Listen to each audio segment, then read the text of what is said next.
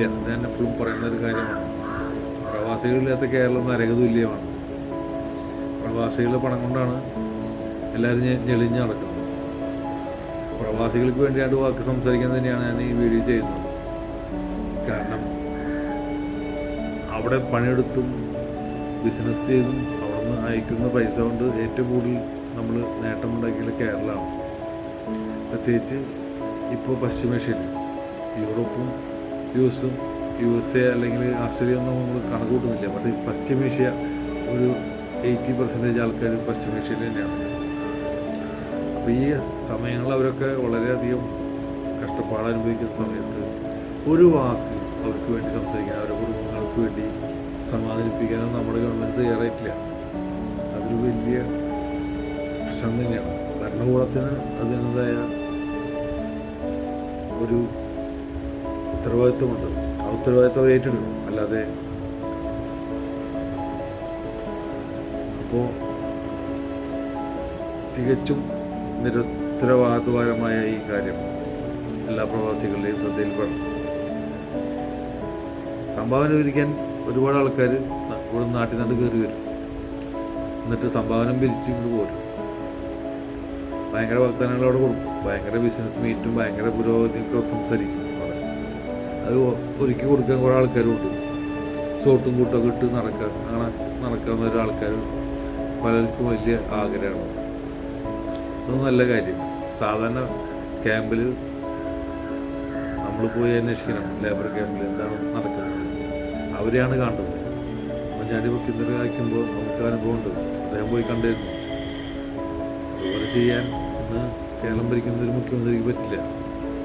ആൾ പണക്കാരെ കോർപ്പറേറ്റുകളെ കണ്ട് കാശൊക്കെ പിരിച്ച് ഇങ്ങനെ നടക്കുന്ന പോലെ. എന്തിനാണ്? നമുക്ക് അറിയാം, ഇപ്പോൾ ഭരണം 10 വർഷം ഭരിച്ചു. ഇത് 9 വർഷം 9.5 വർഷം ഇല്ലാത്തൊരു ചൂട് ഈ പഞ്ചായത്ത് തിരഞ്ഞെടുപ്പ്, തദ്ദേശ ഭരണ തിരഞ്ഞെടുപ്പ് കഴിഞ്ഞപ്പോൾ പെട്ടെന്ന് എല്ലാത്തിലും ഭയങ്കര ജിജ്ഞാസ, ഭയങ്കര ഉത്കണ്ഠ. എവിടേക്ക് എത്തണം, എന്തൊക്കെ എത്തണം, ഓടി വല്ലാത്ത ഒരു വൃദ്ധനായ ഒരാളാണ് മുഖ്യമന്ത്രി. അദ്ദേഹം ഓടിയെത്തുന്നില്ല. എടുത്തു പറയാവുന്ന നേതാക്കന്മാരാരുമില്ല. മറിച്ച് പ്രതിപക്ഷത്ത് ഊർജ്ജസ്വലരായ പലരും എന്ന് നമുക്കറിയാം. ഷാഫി പറമ്പിലെ പോലുള്ള ആൾക്കാർ രാഹുൽ മാങ്കുട്ടത്തിലിനെ പല നിലയ്ക്കും ഒതുക്കാൻ നോക്കി. പക്ഷേ നമ്മുടെ നീതി ന്യായ വ്യവസ്ഥയിലായ അദ്ദേഹം പുറത്തു വന്നാൽ വീണ്ടും പഴയ പോലെ തിരിച്ചു വരും. ആൾ ചെറുപ്പക്കാരനായ ഒരു യുവാവാണ്.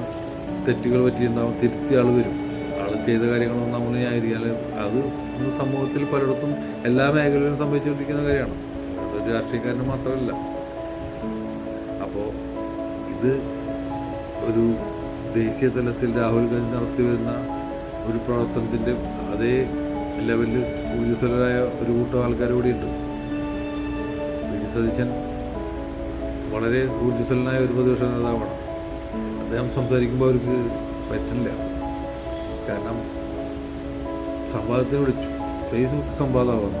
ഫേസ്ബുക്കിൽ സംവാദം എഴുതി കൊടുക്കുന്നത് ഫേസ്ബുക്കിലിടുക, തിരിച്ച് എന്തെന്ന കാര്യം. ഒരു സംസ്ഥാനം ഭരിക്കുന്ന മുഖ്യമന്ത്രിക്ക് അറ്റ്ലീസ്റ്റ് ഒരു ജനങ്ങളോട് സംസാരിക്കാനുള്ള കഴിവുണ്ടാവും.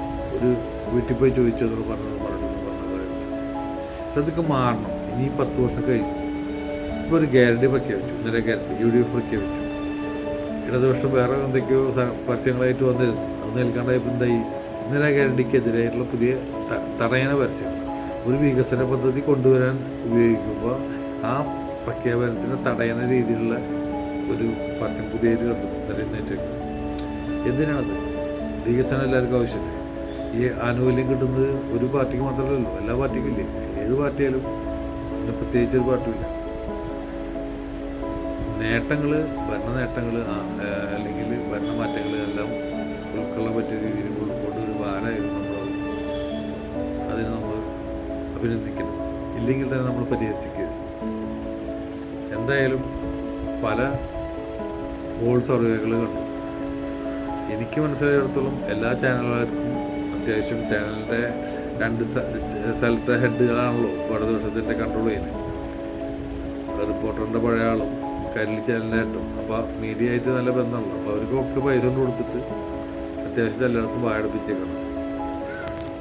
നമുക്കറിയാം ഈ പഞ്ചായത്ത് തിരഞ്ഞെടുപ്പിന് മുമ്പ് വരെ കേരളത്തിലെ പ്രതിപക്ഷം നമ്മുടെ മീഡിയയായിരുന്നു. ഇപ്പം ആ മീഡിയനെ കാണില്ല.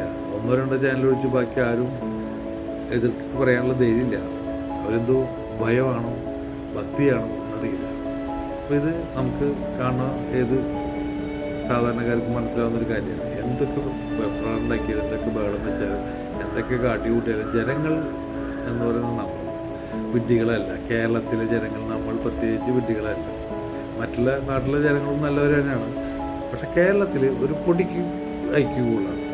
അപ്പോൾ നമ്മൾ എന്തോരം ചെയ്താലും ഞങ്ങൾ പ്രവാസികൾ നമ്മളെ പോലത്തെ ആൾക്കാർ ബുദ്ധിമുട്ടുള്ള പരിപാടികളൊന്നും നടക്കില്ല. കഷ്ടപ്പെട്ട വളരെ ബുദ്ധിമുട്ടുള്ള ദിവസങ്ങളാണ് നമ്മൾ ഇപ്പോൾ മുന്നോട്ട് പോയിക്കൊണ്ടിരിക്കുന്നത്. അമേരിക്കയെ പോലത്തെ ഒരു ഭ്രാന്തനായ ഒരു ഭരണാധികാരി, അവിടുത്തെ ജനങ്ങൾക്ക് പോലും താല്പര്യമില്ലാത്ത ഒരാൾ, ലോകത്ത് ആരോട് ചോദിച്ചാലും താല്പര്യമില്ലാത്ത ഒരാളാണ് ഇന്ന് ഈ യുദ്ധത്തിൻ്റെ പുറകിൽ ഏവരുടെയും ശത്രുവാണ്. അങ്ങനെയുള്ള ഒരു ശത്രുവിൻ്റെ നേതൃത്വത്തിൽ നടക്കുന്ന ഈ ഒരു കാര്യം എത്രയും പെട്ടെന്ന് തീരട്ടെ. ഈ വരുന്ന തെരഞ്ഞെടുപ്പിൽ നിങ്ങളുടെ വിരുദ്ധമായ നിങ്ങളുടെ എല്ലാ അഭിപ്രായങ്ങളും കൂട്ടാക്കി നിങ്ങൾ ചെയ്യണം എന്നുള്ളതാണ് എൻ്റെ അഭിപ്രായം. എല്ലാവർക്കും നല്ല ദിവസം ആശംസിക്കുന്നു. നിങ്ങളെല്ലാവരും നിങ്ങളുടെ സമ്മതിദായക അവകാശം വളരെ ബുദ്ധിപരമായി ഉപയോഗിക്കുക. കേരളത്തിൽ ഒരു മാറ്റം ആവശ്യമാണ്. നന്ദി, നമസ്കാരം.